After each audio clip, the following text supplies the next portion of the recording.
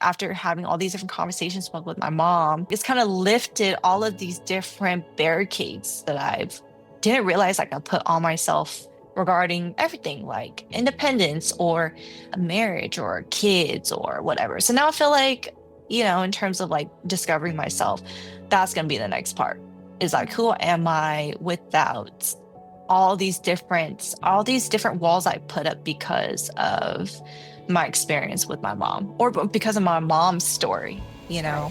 In this hyper independence that I gained from her, it's also nurtured this like stubbornness to not ask for help or not want help or to not want to depend on people.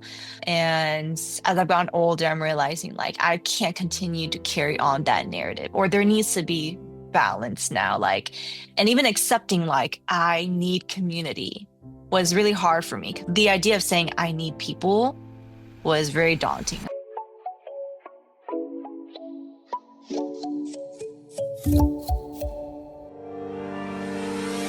thought I was gonna fall off. I hate to bring you bad news. Through so many racks, a bitch can't even see the flow. Today, we're honored to sit down with Paige Yang, a Hmong-American artist whose dance works have graced stages nationwide, including notable appearances at the Equality International Film Festival and Nightwalker Sessions Tour. Her commercial credits feature working with prominent music artists such as Kanye West, Nicki Minaj, Zaytoven, 21 Savage, Ionis, and Brandon Lake. In 2022, Yang made her directorial debut with her short film documentary, Home, illuminating the stories of heroes, artists, and trailblazers from her hometown, Sacramento. Youth, arts, and community remain at the forefront of Yang's work, and she collaborated with multiple organizations to make arts more accessible to underprivileged and underserved communities, such as the Rose Family Creative Empowerment Center and Nightwalker Sessions. Paige is known for her raw authenticity, unwavering faith, and intentional way of living. So please join me in welcoming our incredible guest, Paige, to the podcast. Thank you so much for making time to be with us here today. Yes, thank you for having me. Thank you. Yeah, so I'd love to just start off by kind of going into your background, who you are, and what your experience was like growing up. Yeah, this is a great starting question. This whole season for me has been a lot about going back into time or even reconnecting with my upbringing, my culture, my heritage. So yeah, I am Hmong American, born and raised in Sacramento, California, to an immigrant family from Laos. Growing up, I started dancing at 6, visited my cousins. It was like a family of like 4 girls, and they're all older than me. And saw them, they're all cooped up in the room, and they were dancing to Britney Spears' Oops, I Did It Again. Uh, but they were doing the exact choreography from the music video. And I think I was just so mesmerized by how in sync they were together and with the music and their little formation changes. And I wanted in. So forced them to teach me and went home and just like exhausted the song out of it. My parents were like, why is the song on repeat? And I think eventually they, as I kept dancing in the living room, and they told me I had to go dance in the garage because it was just on repeat and too much for them. But I think after that, they just recognized that I really liked to dance. And I remember them trying to get me into a few dance classes, but there's just a price tag that comes to dance classes and like studio training. So we never really got into it too much. But thankfully, like my cousins danced, my uncles were b-boys, and I kind of just tagged along with them to different events and things like that.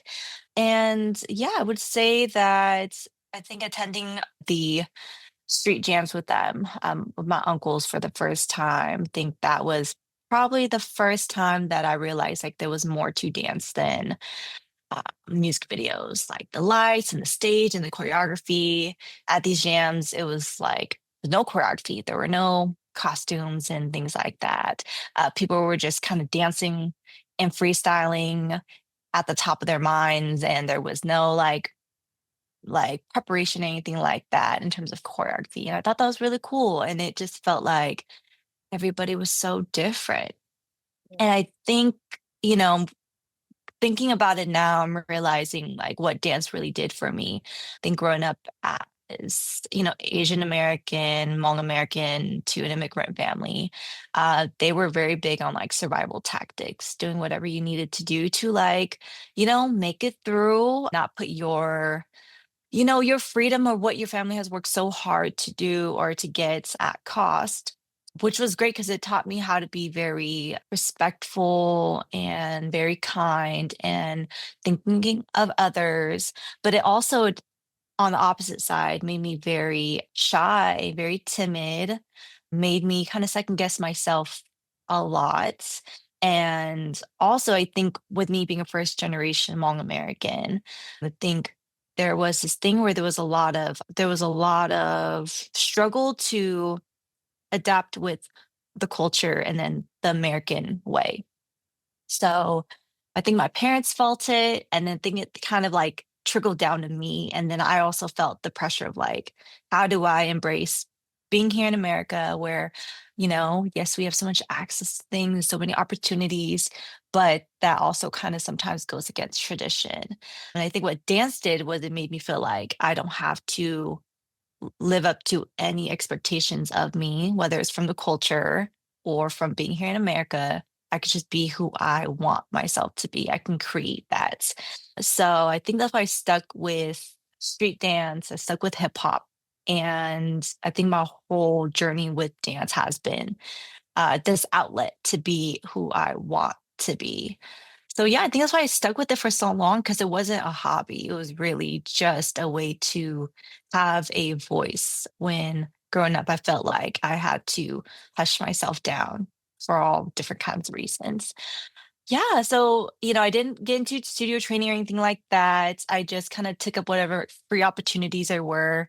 We learned dance in PE. We learned there was like dance clubs in middle school, and then in high school there was a free dance program, so you can take it as extracurricular. So I took that on, and my high school dance teacher is one of my biggest inspirations, and I think I feel like I look at her and I think she is the first person that saw something in me and just like honed in on it, like really nurtured me, gave me opportunities to grow, and did my thing in high school after that.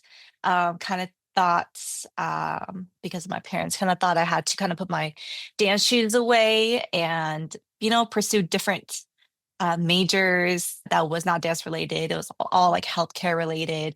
Did that for 4 years. And I think it was like I took an anatomy and physiology class. And I remember there were a few students who were like crying because they did not ace their test. They got a B. I don't know. Mm, And I did really well in that class because I just felt like I'm really good at just following through with what I'm supposed to do. But I was just like, I would not cry if I failed this class, or I would not cry if I got a B or a C, whatever it is. But they care so much about it that they are so emotionally moved and responding to their progress. And I was like, well, if at the end of this, we're all fighting for the same job, whatever the job be, you would probably want to give the job to someone who feels something for it. And I was like, well, I don't really feel like I would feel so much about being a nutritionist or being in child development or being a nurse. I don't know. And I was like, well, what do I feel passionate about? What would I actually get emotional about? And I was like, dance. So after 4 years of kind of figuring it out, I decided I'm going to pursue a BA in dance. I don't know what's going to happen after that. I'm just going to do it. It feels like it's the best use of my time. Did that, got my BA in dance from Sac State.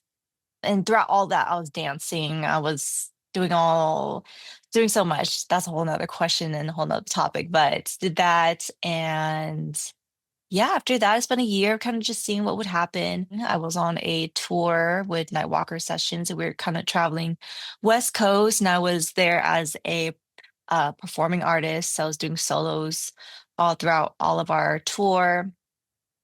stopped in Utah, met some dancers who were looking for a roommate, and I didn't think too much of it until I got back, and I was like, huh, like I have been out of school for a year, don't really feel like nothing's happening. I always wanted to travel the world, and I might not have all that I need, but maybe all I need is just courage. So I just left to Utah and was living with my friends for about 7 months. Then I was like, I want to go somewhere where it's a little more alive, there's more stuff going on, and applied to so many different places and for jobs, and got a job as a personal assistant in Atlanta and drove myself from Utah to Atlanta and have been here ever since, enjoying all that Atlanta has to offer, the entertainment industry here, the dance opportunities, the training, the art scene, the food, etc. And yeah, now I get to kind of like, I don't know, explore and, figure myself out more while I'm here. So yeah, that's kind of my upbringing and how I got here. Yeah. Thank you so much for sharing. I just kind of want to walk through. I feel like you touched on so many different things, and I just wanted to like walk through what those different experiences were like for you. Mhm. So I'm just curious, what were your parents' initial reaction like when you said that you were going to pursue a BA in dance? Were they supportive? Were they how did you navigate that? Initially, the first 4 years of not pursuing dance, I think they were on board with. And then when I decided to pursue dance, I don't even know if I particularly told them I was going to do that. I think I just did it. And then I remember going to graduation and walking and then coming out, and I'm like, "Aren't you guys so proud of me?" And they're like, "Well, college was for you." And I was like, "That's a lie," because I definitely felt pressure to go to college because of you guys. Mm, But in between all of that journey, I think they were just scared. I think they were just like, how? How is pursuing dance going to do that? And definitely there were a lot of conversations of like, you might have to like, stop dancing. That might have to be a thing. And I was like, that doesn't make sense. And then, but my choice also didn't make sense to them. And I honestly feel like there was fear, there was doubt projected from them, but I think I was so stubborn in what I wanted to do, and I just kept doing it, and I think it became this thing where I was like, I can't tell them what I'm gonna do anymore. I'm just gonna have to do it and then mm, show them. So even moving, I think moving was a big crazy thing for my family. I think there was doubt definitely coming from them. There was fear, but once I went and I created, a life for myself, I think they started to just feel less scared. But I think the moment that really made them see, like, oh, I see what she's trying to do and it's working, was 2022 when I put out my documentary film. I went back home, premiered it in August of that year, invited all my friends, all my family, and sold it out. And they came, they watched it, and I think they were just like, my mom specifically was like, just really proud of me having a community. I think that was something I don't know if she just felt like she didn't have it, but was just really proud that like I just created this whole little like community for myself. And I think my father also started to understand why I pushed so hard and just started to understand the vision. And I look back and there's no resentment or animosity because I just understand with me being first generation and and them being immigrants, and if all they were taught growing up was how to survive and how to sustain and all those things, I don't think they growing up had the capacity to dream bigger than that. Their dream for them was, financial security and having a home and providing for the family. And because of them having that for me and setting that up for me, I then had the freedom to explore more. But even that is scary. If that's scary for me, I can only imagine how scary that is for a parent. But I had to just be very like adamant about it, make it happen so that I can kind of like, you know, raise the ceiling for all of us in terms of like how far we can go. Was there a point when it's like, okay, you have dance and this is something you're very passionate about, but were you concerned about how can I turn this into a career? What was that pivot like? Yeah, I think that was definitely just maybe end of 2020, 2023. Because when I moved, I was 24. I moved from Sacramento, moved to Utah. Didn't even have a job secured. I was down to live in a basement of my friend's home, and I brought nothing but like a suitcase with me. Me now, looking back, I would never do that. I would never do that. I don't even know how. And I was just on this high of like, I'm going to do amazing things. I'm just going to see how it goes. And God is going to provide for me. It's going to be fine. And it was fine. I did great. But then it hit 2023, end of it.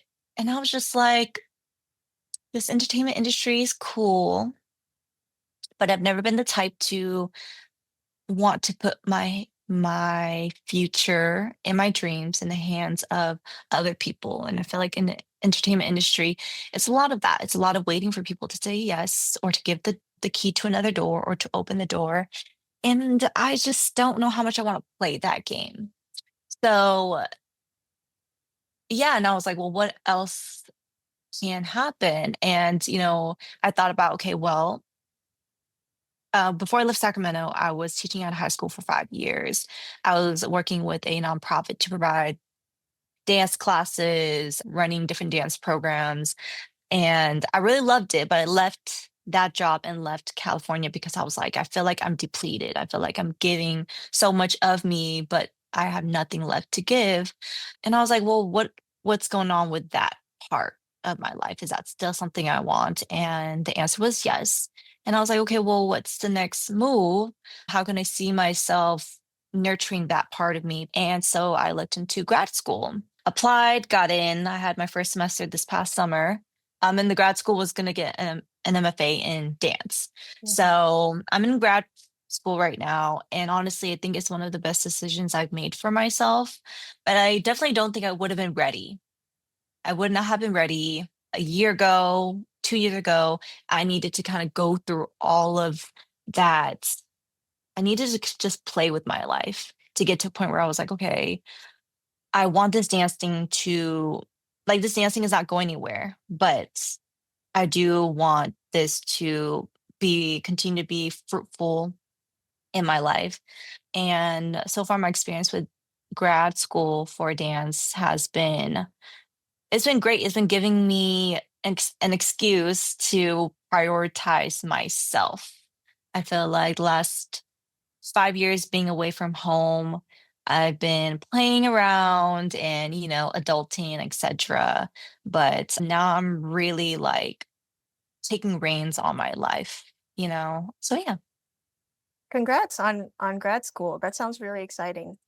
Thanks. Yeah, Yeah. it was a little nerve-wracking. I definitely spent this whole year, like the first half of the year was just preparing all of my applications and stuff.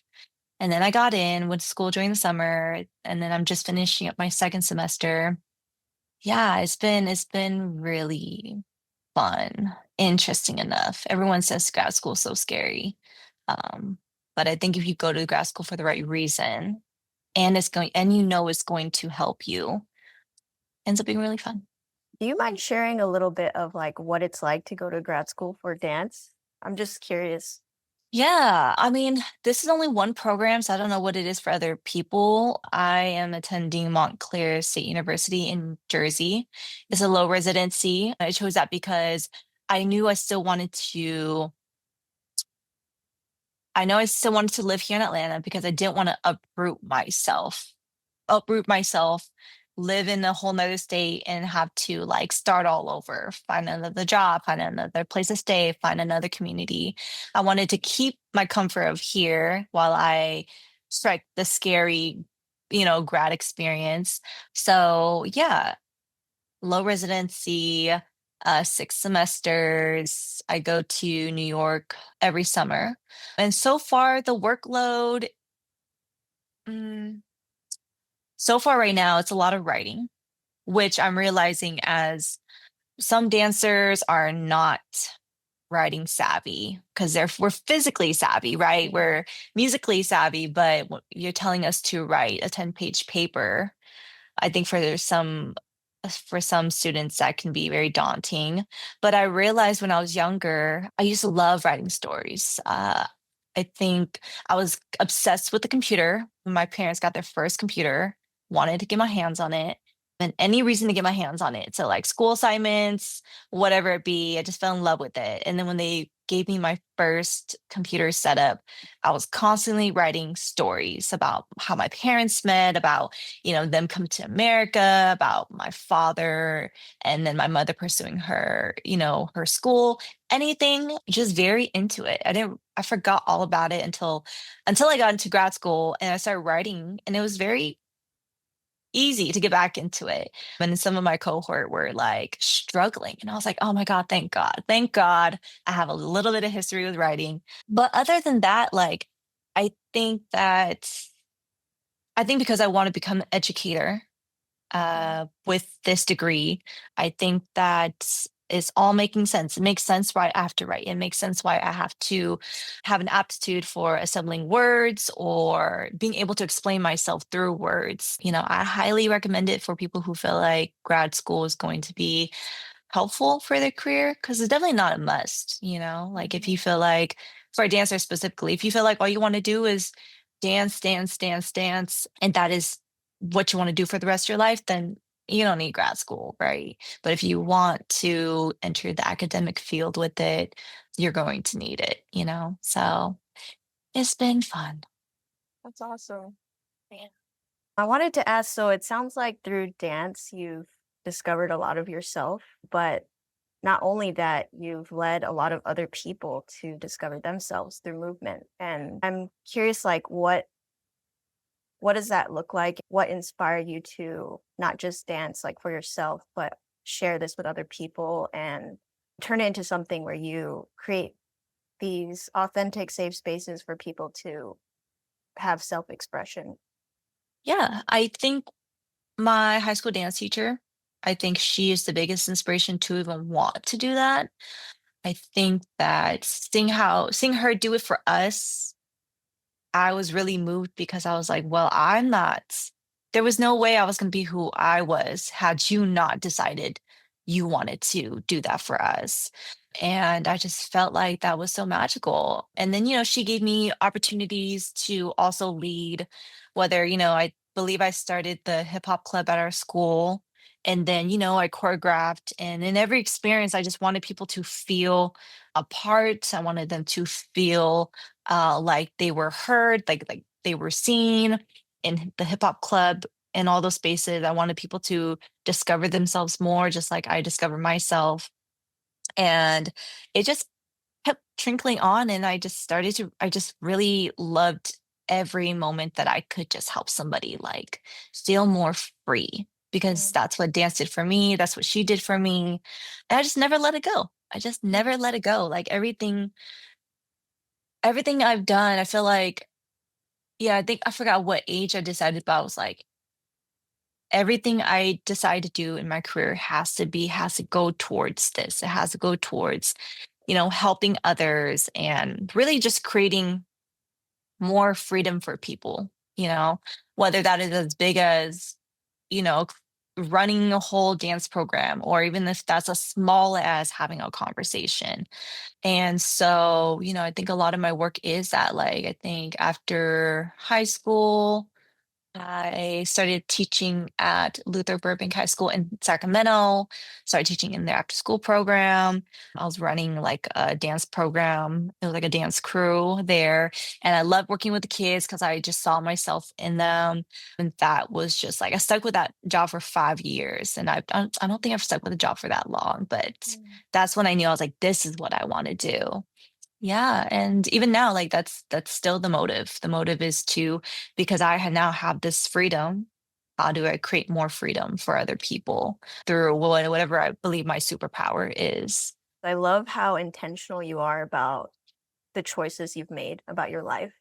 And I think for a lot of people, the fear of not having security, the fear of risking something, like you've always just been so sure, like, I've fallen in love with this thing and I've seen what it does for me. I want to share with other people. And you have not like strayed from that.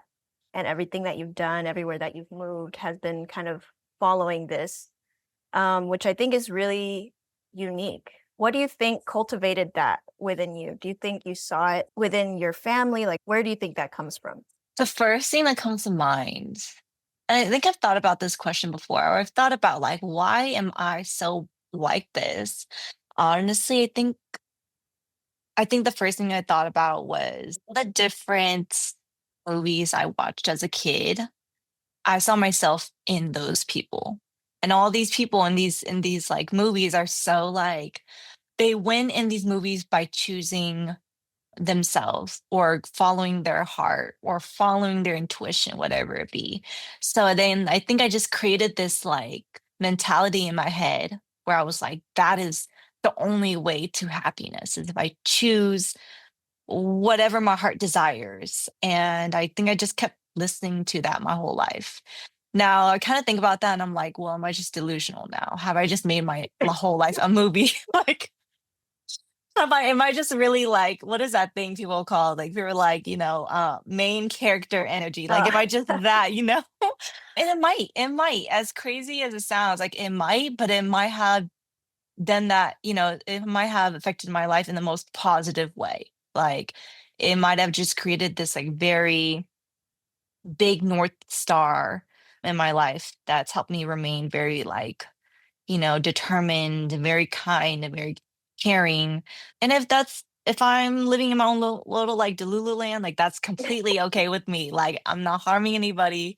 I feel like that's what I feel like that's where it comes from. And then, just life kind of like life or you want to say God has kind of just laid like little gems and eggs here and there to show you that like you're on the right path. You're doing mm, what's, you're meant to do. Yeah. And they just, different people that I look up to. I think seeing them also like, listening to themselves and choosing themselves and all that. I think that's also made me feel like, oh, I want to be that. mhm. Again, back in this whole like, oh, I want to be these main characters as well. So, yeah. I love that. And Liz and I always talk about this of like not settling just in life in whatever area of your life.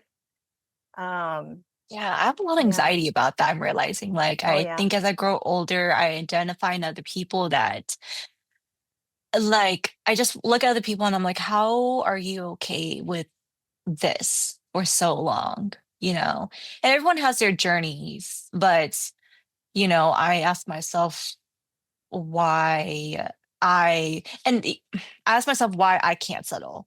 And, there are pros and cons to that mentality because then I feel like I'm in this constant mode of something's got to happen or like I have to continuously progress or I have to continuously grow, but then that means like my mind never just settles for like being present or being okay with whatever it is right now.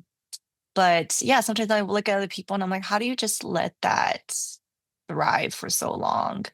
I don't know, but I like where I'm at. So So I had an opportunity to watch parts of your the documentary, and I really loved it. And I felt that you similar to how you were describing that your mom was or your parents were expressing they felt that you had built such a strong community around you, and that's not easy to come by for a lot of people. And so I think having that and having that so precious to you, I'm sure it wasn't an easy decision to leave that. And so I guess I'm curious first, your inspiration and your heart behind the creation of this, of home, and then how you've been navigating creating a community in Atlanta. Mhm. So it was 2020, Breaking the Ground, which is this like organization and platform based in San Diego. They're just very big on creating community, cultivating community, all of that, especially in San Diego. They opened up this sponsorship opportunity where, different artists of all avenues can apply. I applied, it was like a writing thing, and I got it. And I was definitely under the impression that it was like at least like a grand for a sponsorship, but it was definitely a lot less.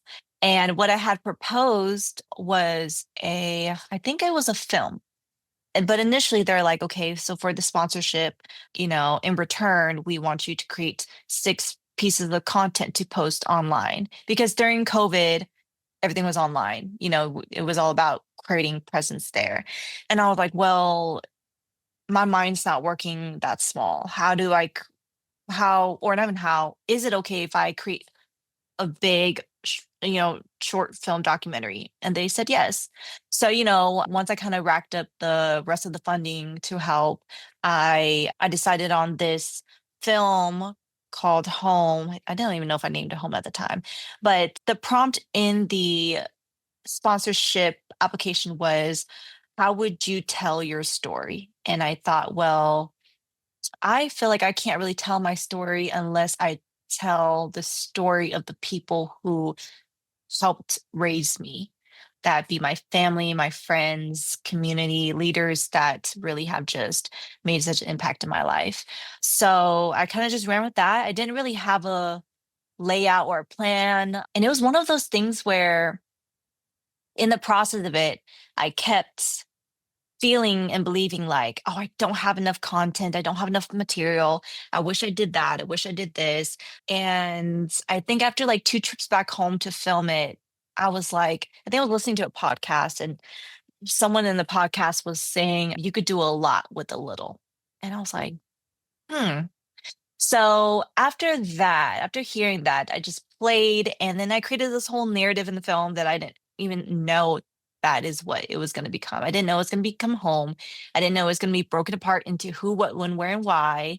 And it just happened. And I was able to include so many people that I didn't know I was going to include. And then it just turned into like this beautiful dedication and love letter to my city.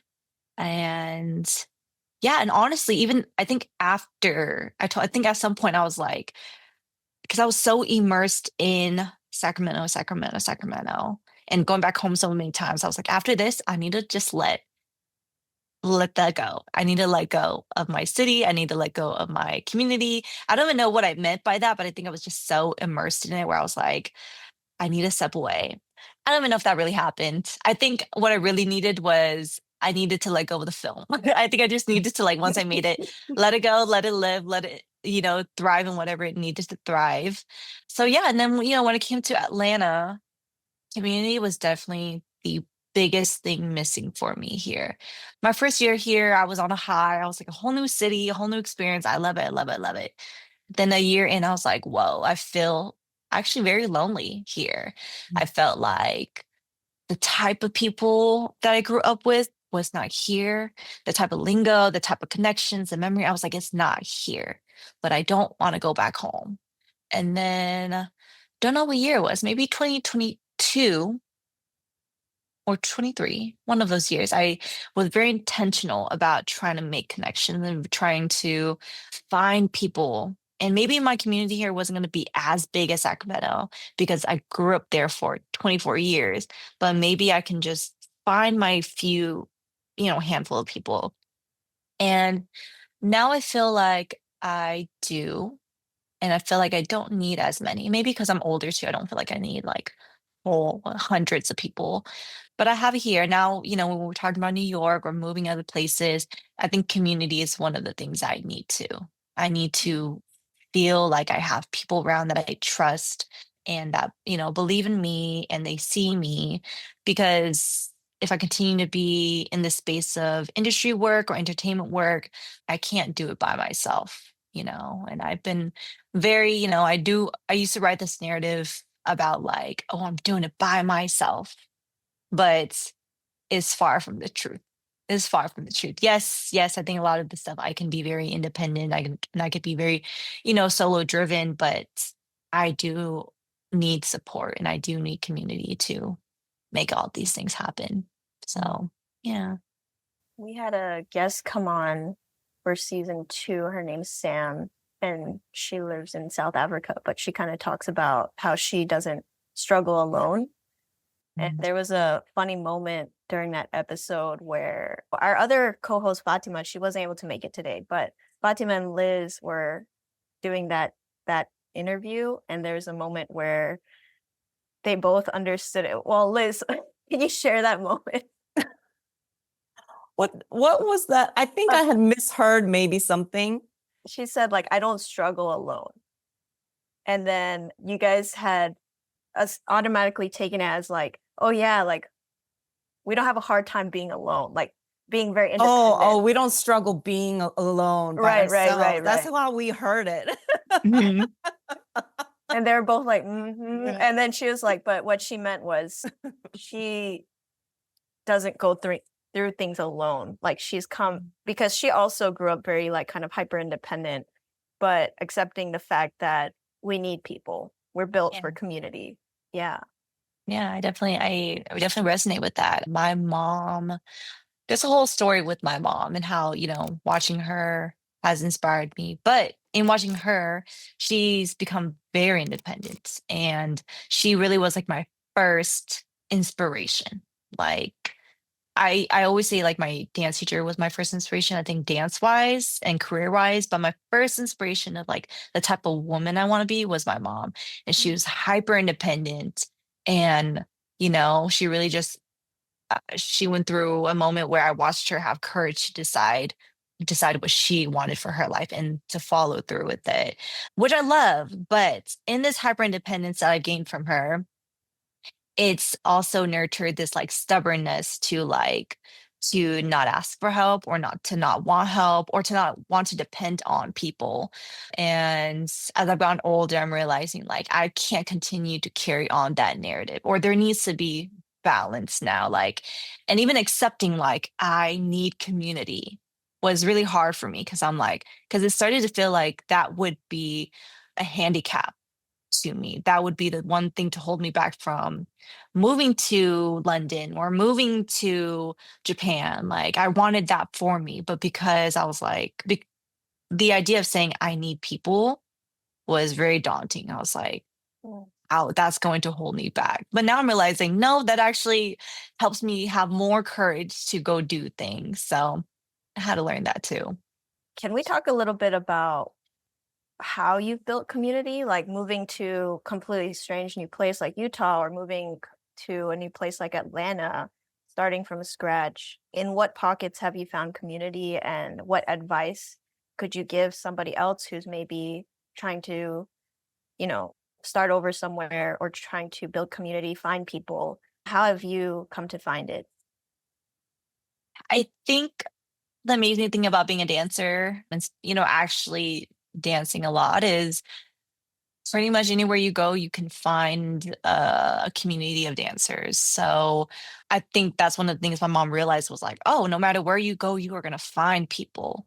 So I love that, but even in that, finding not just people who dance, but people who are good people or people that I identify with or I relate with. That is also important. And I think that was harder for me. Why was it harder for me?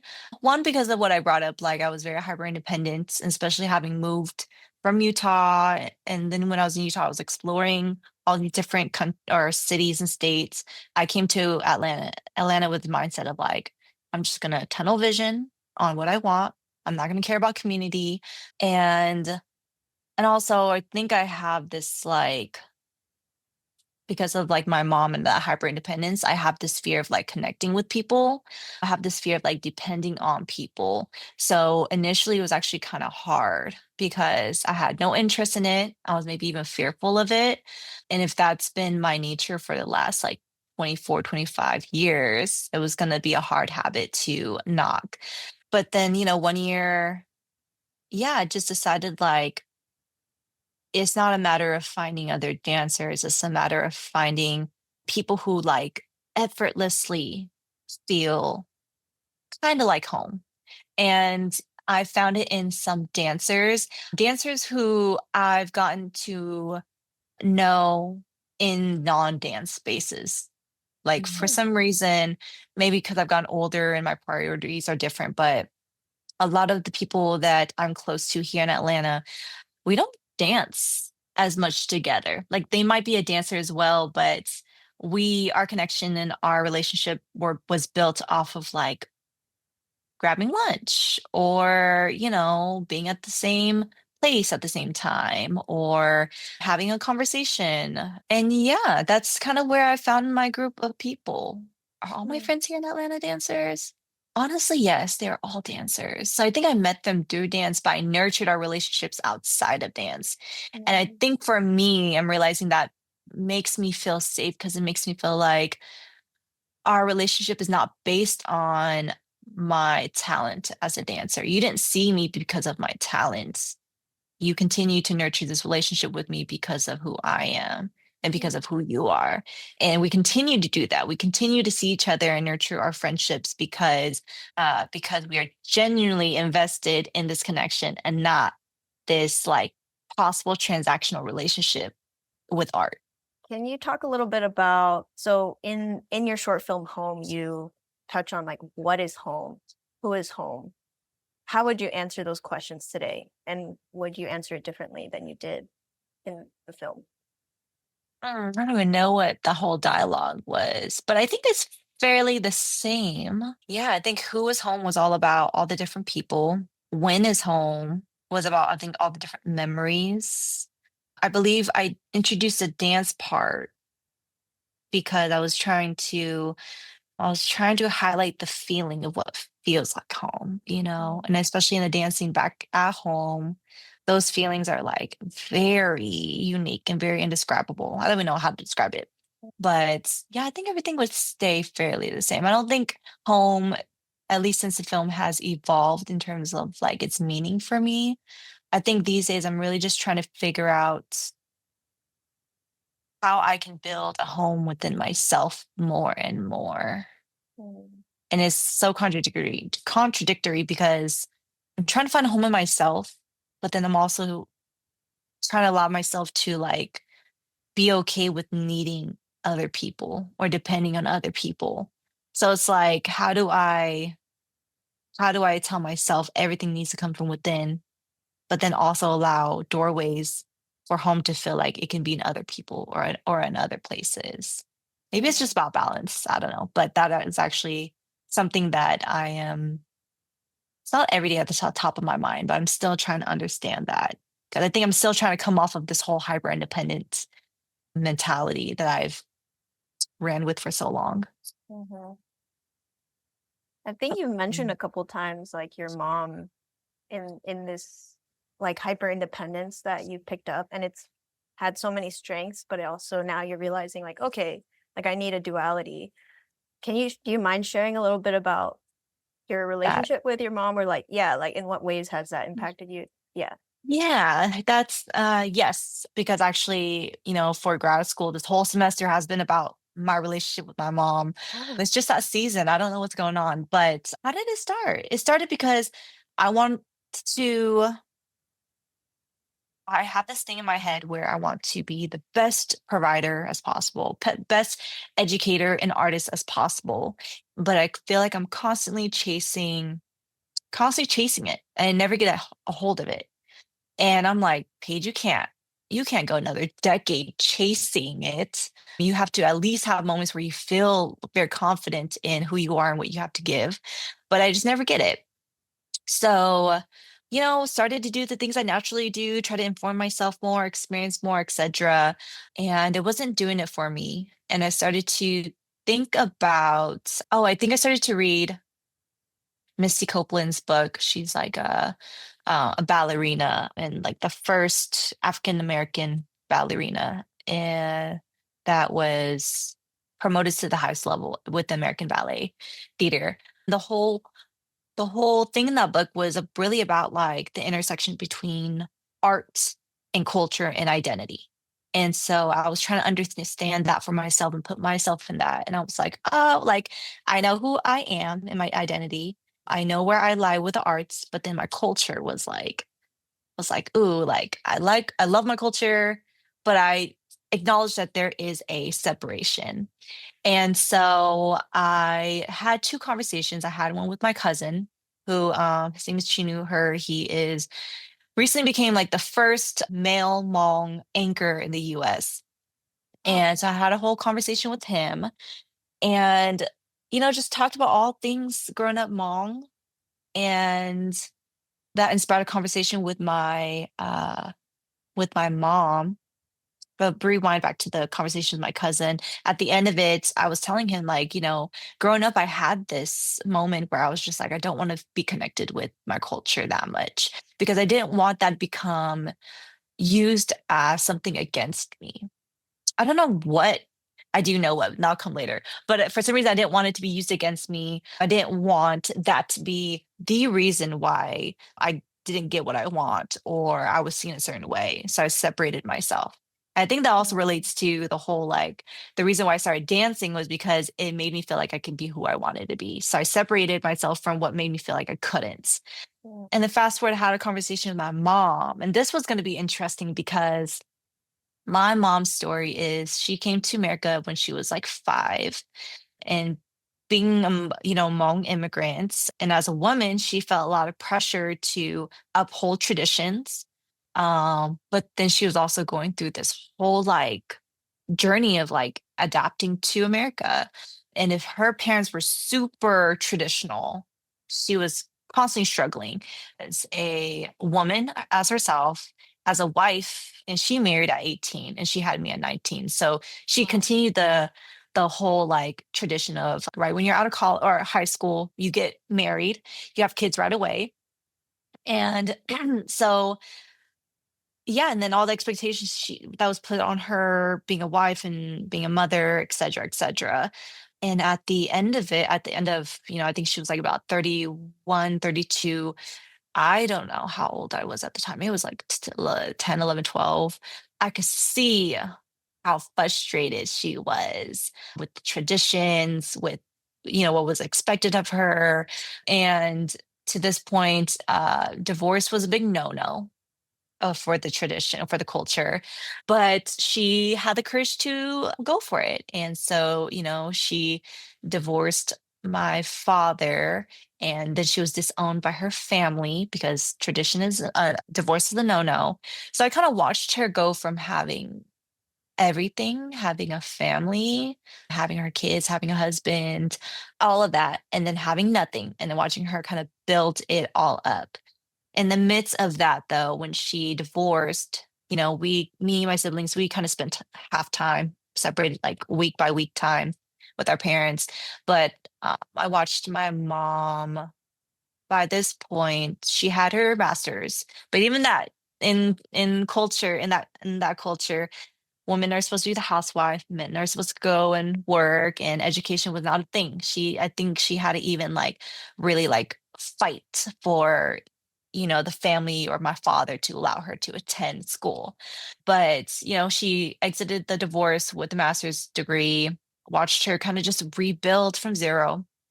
And she also disconnected from culture. So we no longer attended like, traditional Hmong festivals and events and even family events. We didn't go. So I fully, without, it wasn't even my choice necessarily to disconnect at first. But after watching her be so hurt by the culture or watching how traditions have really like limited her in her freedom to explore herself, her identity and school and what she wanted to do, I was like, I want no part of that.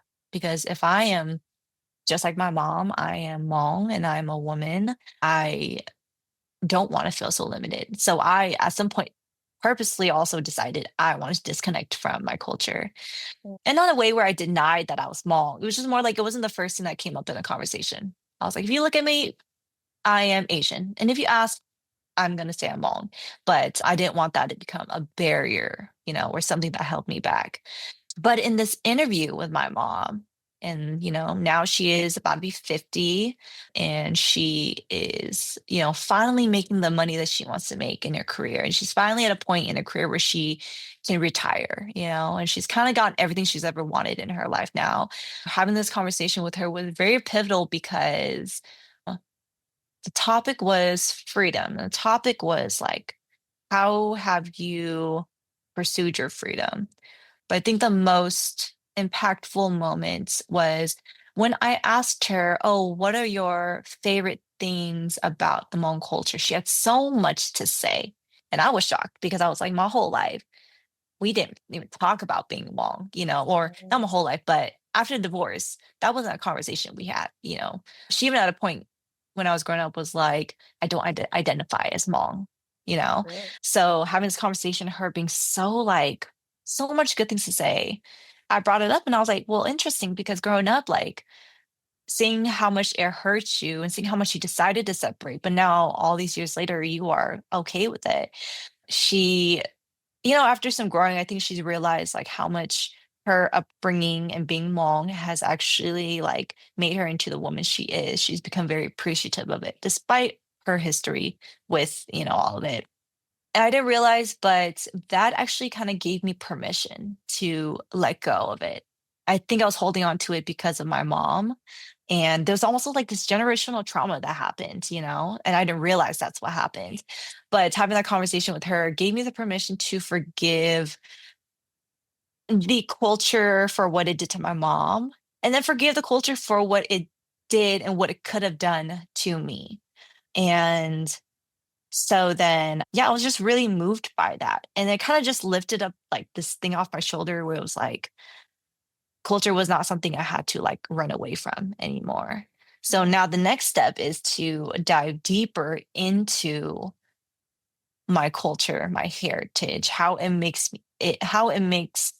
me me.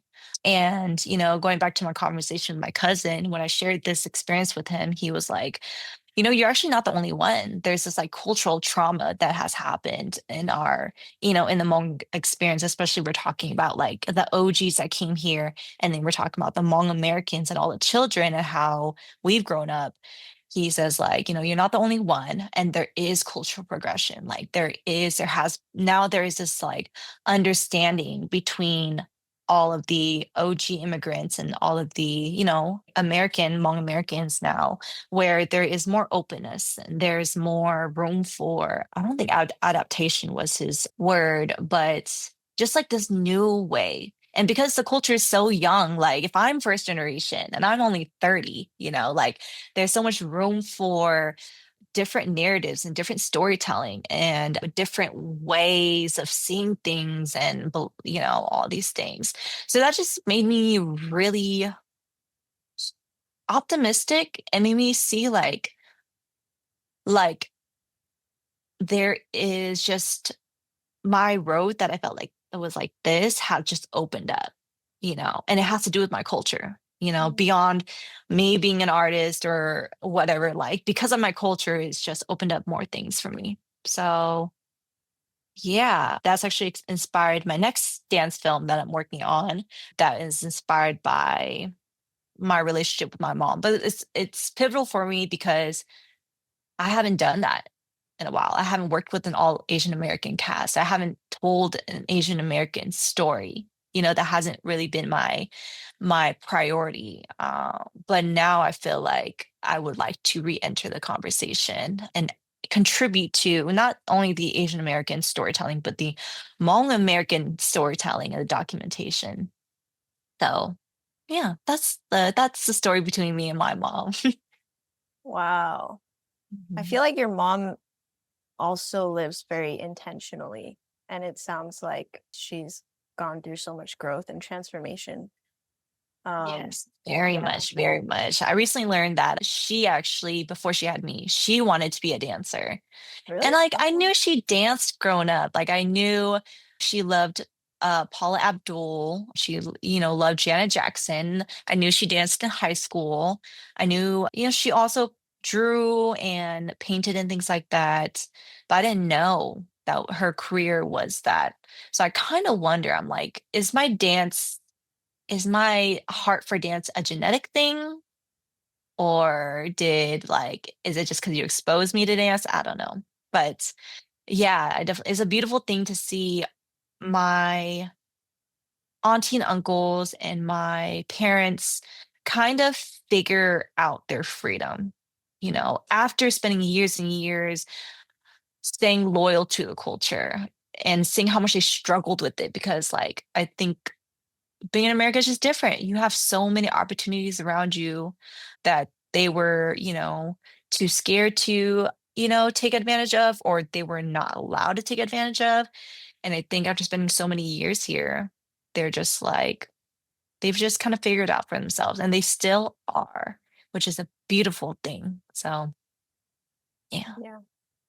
I Wow. love that you shared this dialogue with your family, your mom and your aunt and your uncle. Because I feel like a lot of times our emotions are tied so much with our parents' experience. And like you said, it can kind of leave you in a place where you're stunted. And so Mhm. for you to kind of initiate that and have those conversations with your family, I think it's just, it's great to see the growth together, Mhm. collectively. Yeah. And just in like you said, finding their freedom, finding maybe different parts of their identity that's not, just tied to your culture. I'm curious, are there other parts of your identity that as of late you're kind of discovering? I feel like definitely the culture part is a big part, but I feel like the conversation with my mom and opening that that door has really just opened up a whole new quest of different parts of myself that I'm going to have to discover now. Like having to like discovering that there was some generational trauma from my mom was like, what?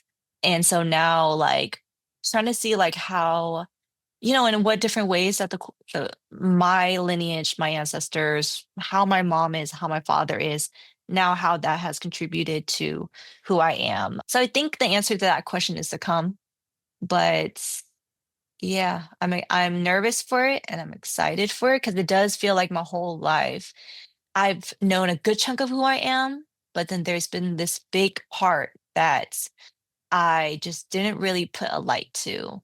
And I finally have, and it's great because now I can show up more in these spaces more authentically and not, not pivot from these conversations. So yeah, it's just great because it's like I recently turned 30 and I'm like, oh, I have it figured out. And I'm like, actually, no, I actually just opened up a whole new chapter of my life that I'm going to have to now spend the next decade or so trying to figure out. But I'm excited because the goal is to get to a point where there is no question you can ask me that I will be stumped by because I don't know. Yeah. Like I want to get to a point where you ask anything about me, I know. I know who I am. I know why I feel this way. I know why I react this way. I know why I feel so deeply about this. And I think this conversation with my mom came at such a perfect time because I would not want to go whole another decade being avoidant of this part of me. After my parents divorced, I wasn't exposed as much to traditions anymore. Or at least I didn't put myself in a space to be subjected to those things.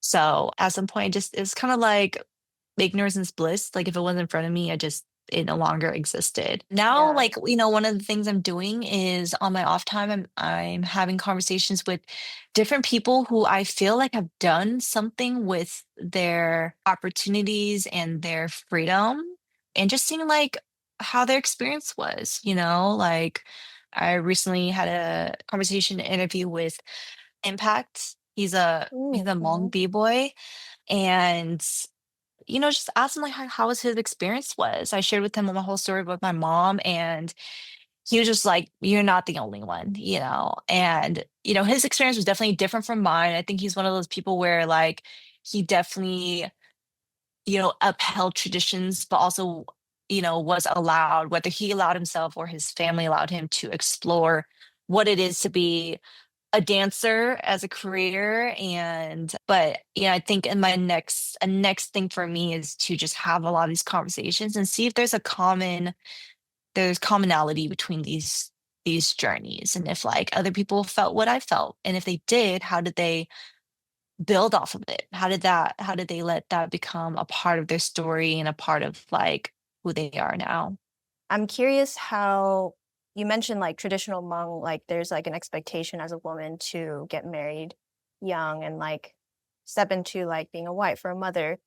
But you seeing your own mom get married and have you so young and then go through the journey that she did, if you don't mind me asking, like how has that impacted your viewpoints on these things? Has it impacted it? Yeah, that's a lovely question. Obviously, I'm not married because I watched my mom do it and I was like, no. If I do, I'm gonna make sure it's not because it's tradition or it's expected of me.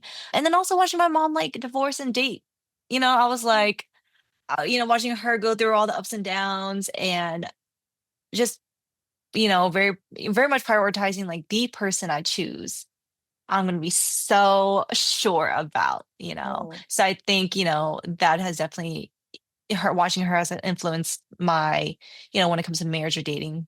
That is my thing. I'm very stubborn about what I want. I'm not going to, as much as possible, I'm going to be sure. And then kids, like, oh, this is funny. My whole life, honestly, if my mom ever watches this, I mean well. But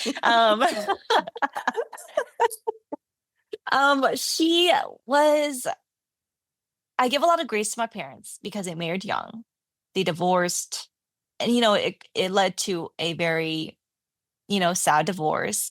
Even after they've divorced, it was very, my experience as a child of divorce was I'm realizing that they projected a lot of themselves onto us during the divorce, like, and I give them grace because it's like you you married young, then you had a divorce, you had 3 kids, like I get why emotionally they were not like they did not know how to handle it.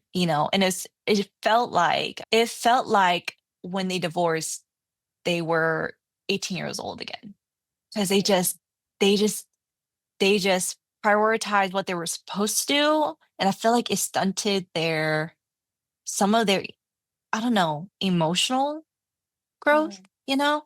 So all that to say, after the divorce, or even maybe while she was married, she had a lot of regret. I think she lost a lot of her youth to motherhood and to being a wife and all that. So post divorce, she was very like, if I could have kids, if I had the choice to have kids again, I would not, you mm, know. And I didn't realize how much that impacted my mind, hearing that over and over again of her regret of having children and how having children was like just messed up her life. Throughout the divorce, she was really disconnected from her kids. Like she was very present in taking care of her kids and providing for her kids, but emotionally, um there was no connection. So then I think her regret of not having kids has influenced me to kind of be fearful of having them because I she just talks so highly of like of it's just it destroying her whole life. So I'm like, oh my mm. God, I do not want to go through that experience. But it's actually funny because I think recently last year she called me and she's coming from like a work conference and she was like, I just wanted to share this with you. Like, she was like, years and years ago, the last time I came to this conference, that was the moment I decided that like I was going to ask for a divorce. And she was like, I'm here again. And I think about that moment and think about how, like, although that divorce, like, was one of the hardest moments in her life, the one thing that she doesn't regret is having kids. And I was like, what? I was like, "What? That's crazy." And I've never heard my mom say that. That was crazy. So, again, just like it's beautiful to hear healing. It's beautiful to see her progress. And, definitely after having all these different conversations with my mom, it's kind of lifted all of these different barricades that I've didn't realize I could put on myself regarding everything like independence or a marriage or kids or whatever. So now I feel like in terms of like discovering myself, that's going to be the next part is like, who am I without all these different walls I put up because of my experience with my mom or because of my mom's story, you Right. know? Yeah. Woo. I know. I was like, Wow. That's a big one. yeah, yeah, Yeah. yeah, that's going to be a big journey. So, we can all connect in 10 years. I'll tell you guys where I'm at. Yeah, we'll invite you back on and be like, so. How'd it So, go? Yeah. Um, Yeah, but yeah, so this interview definitely came at a perfect time. Like we're talking about this, I'm like, it's fresh in my mind. And it feels like it's a very raw. Everything coming out is very raw. I appreciate your vulnerability in sharing all of this because I know it's not the easiest things to talk about sometimes. Yeah, I'm surprised I haven't cried yet, honestly. So But oh yeah, Liz, were you gonna say No, I was something? just gonna say I love and appreciate the way that, all of these feelings, or a lot of them are new for you, but you're able to put words to them very well. And just, yeah, I just love that thread that you have of telling stories and writing, even from a young age, and then, reconnecting that to your writing in school now, and just the telling and retelling of your story. So yeah, I just am Mhm. grateful that you're here and that we're interviewing you. Yeah, I love that. Retelling. Mhm. Retelling. I love that. Mhm. It's a very liberating word. Thank you for that. Mhm. Can you share a little bit about this? You mentioned you're working on a new project and it's going to be Asian American perspective, dance and filmmaking. I don't know if it's like under wraps, but can you share a little bit about that? And Yeah. So here in Atlanta, there is a nonprofit organization called Dance Canvas. They're a platform for up and coming dance artists and recently filmmakers. They have a program where they choose three different filmmakers or dance artists that want to create a dance film. So I applied for it back in September, found out I got it in October. And they basically kind of just they teach you how to go about producing, how to go about marketing, and they give you like a little stipend to help help assist in your project. And I'm probably, I think ideally, whatever stipend they give you, they want you to create a film that you know is in capacity of that amount. I'm definitely kind of like what I did for my short film documentary. I'm like, I can't think that small. So I was like, I can't just do a small film. I have to do an actual film to whatever degree that I've thought. So what I had proposed was a Hmong-American story, and it was going to be rooted in an experience with my mom, actually, right before her divorce. Maybe it was like right at the divorce, but there was a moment where she was like, Paige, I want you to know that nothing lasts forever, everything is temporary, and at the end of the day, like, you only have yourself, so prioritize that. And I was like 10, 11, 12 at the time, right? And my mom was my hero, so anything she says goes. And that kind of goes back to the whole like watching my mom and pretty much trying to be like my mom. And so the story is rooted in that narrative and kind of tells like the journey of like how I have become a product of that lesson, but how that lesson has become a blessing and a curse. And that paradox is something I've been struggling with throughout my whole life. So it's basically a film about me in the most exaggerated way. And so when I got it, I was like, great. But then it can't be a Hmong American narrative because there are no Hmong dancers here in Atlanta. I'm the only one. So, oh, and I can't cast dancers I mean, I can't, if I'm trying to continue with this Hmong narrative, I can't have my Asian American dancers be Hmong. I can't appropriate my own culture. So then I was like, let me back up. Is this an experience that is felt commonly within the Asian American culture? And after some conversations, like, it felt like it could be. So I decided to back up and make this an Asian American narrative. And so my cast is all Asian American, and it's a small cast of one, two, three, four, five or six. And the difference between this and my first, my short film documentary is that it's an actual full dance. So instead of the documentary was like it had a chapter about dance and about the arts, but this is just everything is dance, which is going to be exciting because I've never done movement on film like that. I've done concept videos, but to do a whole film like carrying a full narrative is going to be interesting. And having it be a 10-minute long film is going to be really cool. So yeah, and I just like it's just timing, like my academic life, my personal life, and this whole new like revisit with my culture is all kind of aligning for like in this season, so this film coming in is at the perfect time. I already had this conversation with my mom. I'm using it as, inspiration for a lot of my academic papers. And yeah, I'm excited for it. I think the plan is to by produce it so we can showcase it at the Rialto at some school here.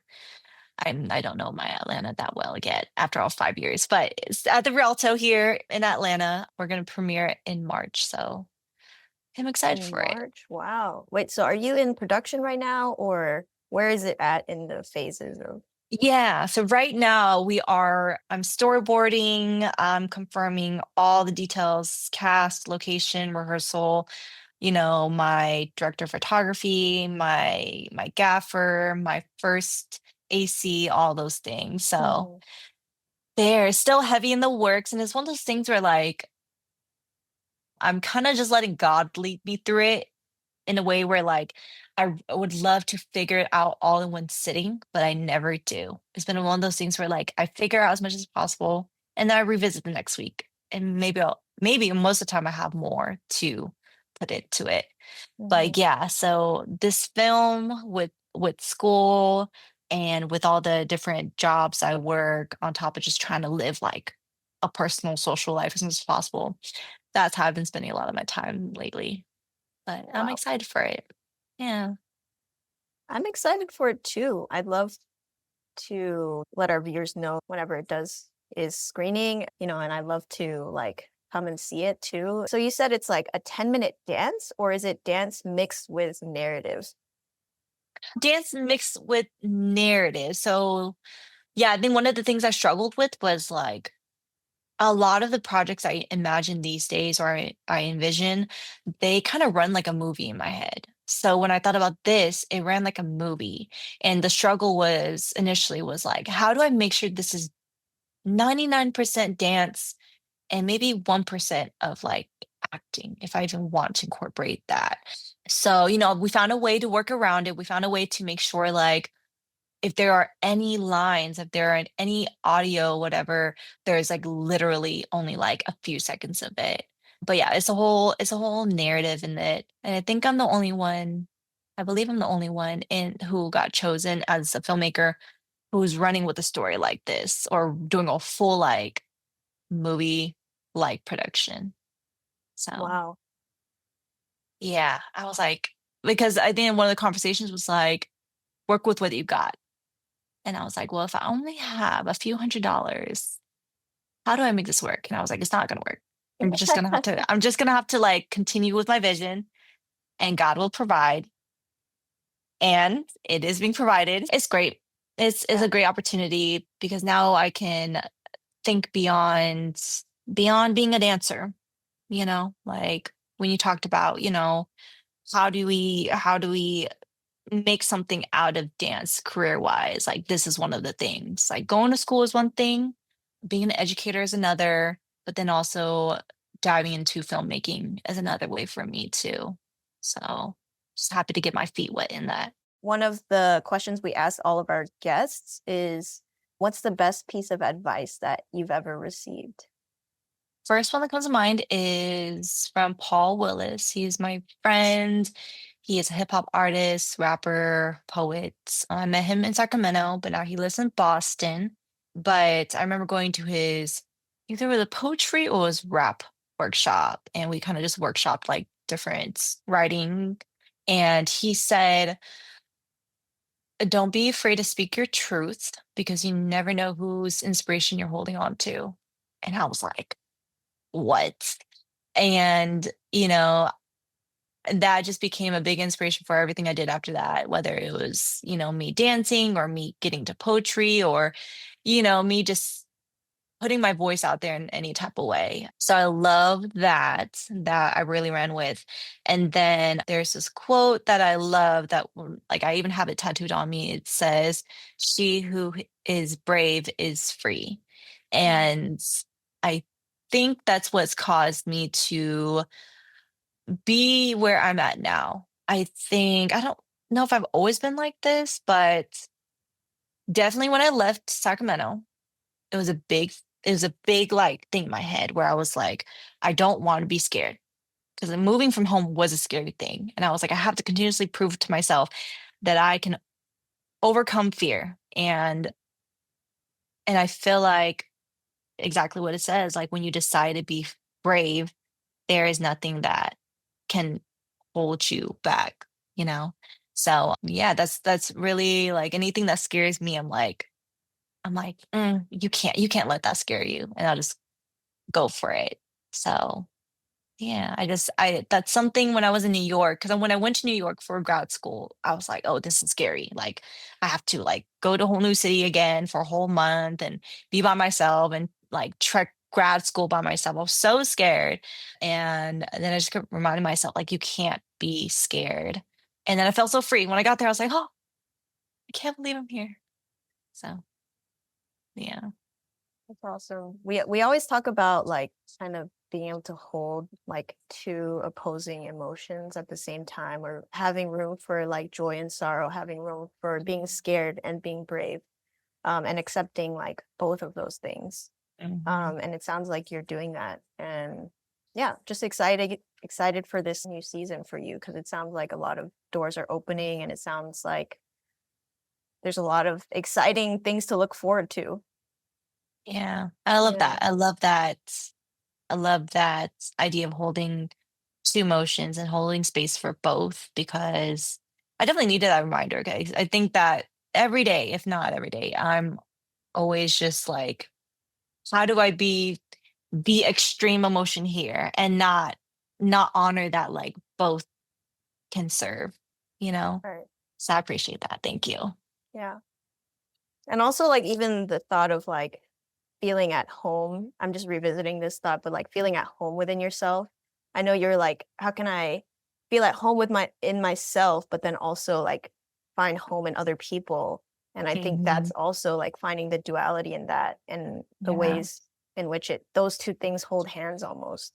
Because the Yes. more at home you feel with yourself, the more easily you'll find that with other people, I think. Hmm. Yeah. Very And yes. the right people. Yes. I like that. What are you looking forward to in this new year, personally and creatively? And the answer can be Mm. different than the film if you'd like, since you've already shared about it.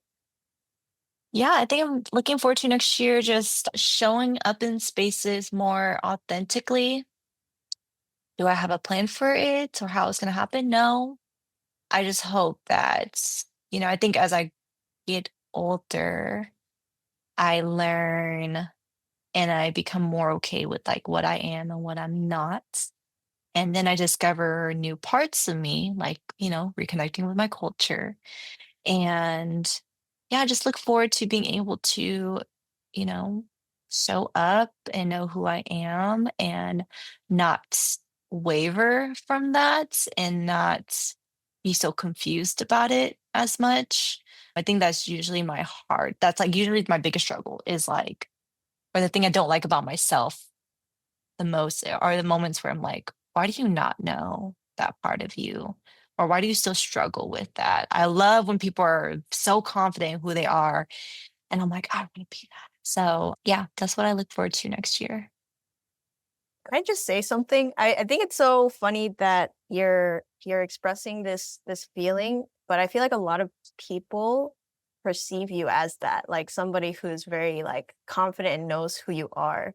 So I guess it just goes to show that Mhm. everyone's like kind of struggling with this. Like even when you come off like you do, like everyone's at a point in their journey where it's like a constant rediscovery of yourself. Yeah, but thank you for sharing that. Yeah, that is Yeah. that is what a I forgot what the term for that is, but that is funny. But I like that. I like that I can, exert some sort of like clarity about who I am and that I love when it does read consistently. I think Mhm. that's if I'm proud of anything, I'm proud that like there isn't like 10 different versions of me people experience. People know me for exactly the same things, and yeah, I think I would just love to know myself more deeply. Yeah. How can our listeners follow your journey or get in touch with you, follow the progress for your film? Yeah, I think Instagram is probably the best place, but even on Instagram, I'm just like, I'm learning to find a balance between being an artist and then having a personal life. So I think Instagram is the best place. It's my full name, Pagebeayang. Yeah, I think that's the best place. And then probably YouTube if I put it up on YouTube. Okay. Do you have like a set YouTube channel, or would this be like a new YouTube that's created for the film? It would probably be on the same one. And it's under the same username too. So you can use that as well. All right. Thank you so much, Paige. That wraps up like our final questions for you. Thank you so much for taking the time to let us interview you and like being so raw and vulnerable, because I feel like a lot of people are going to be able to relate to your story. I relate to your story, and I feel like I've even had healing just from listening to you today. So yeah, I just appreciate your time. Yeah, thank you for listening to it all. Thank you for having me. I hope my mom was okay with all the information that I just spilled. If she's not, just let us know.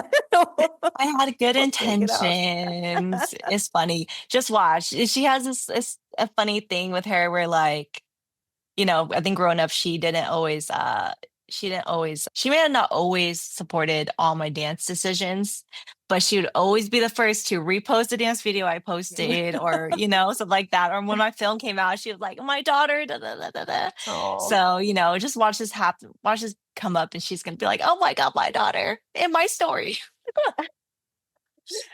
Yes. She'll appreciate her story being told and also the journey of us. So it'll be great. yeah. And who better to tell it, right, than her daughter? Yeah, unless she turns around, she's like, I actually have something to say. We're going to find her in the comments section. Oh boy. Oh my God. Yeah, but thank you for having me, guys. This has been very uplifting. That's it for today. Thank you for listening. We hope you enjoyed the conversation. To learn more about today's guests and find related links and resources, visit the episode page at nexusexperience.com. You'll also find our full podcast archive.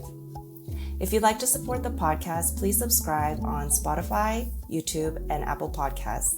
And if you enjoyed this episode, please leave a review letting us know. Sharing the show with your friends is also incredibly helpful. You can find us at Inside Coffee Break on socials. For updates, make sure to subscribe to our newsletter on Substack. Today's show was edited by our co-host Grace Chung. We appreciate your love and support. See you in the next episode.